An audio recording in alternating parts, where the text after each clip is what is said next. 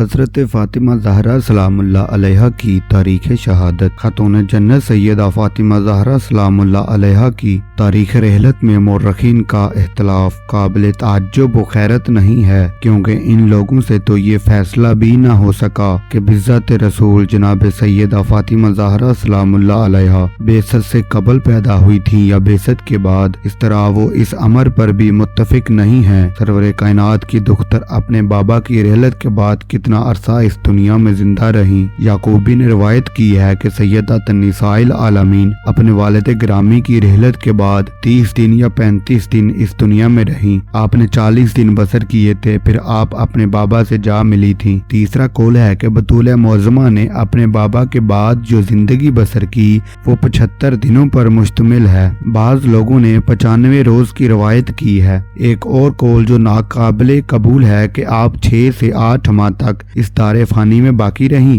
اس عنوان پر ائمہ اہل بیت کے اقوال موجود ہیں جو ہمیشہ قابل اعتبار و اعتماد رہے ہیں۔ امام جعفر صادق علیہ السلام سے روایت ہے کہ حضرت فاطمہ زہرا کی رحلت بروز منگل 3 جمادی الثانی 11 ہجری کو ہوئی تھی، جبکہ اس وقت حضرت سیدہ فاطمہ زہرا سلام اللہ علیہا کی عمر مبارک 18 سال 7 ماہ تھی۔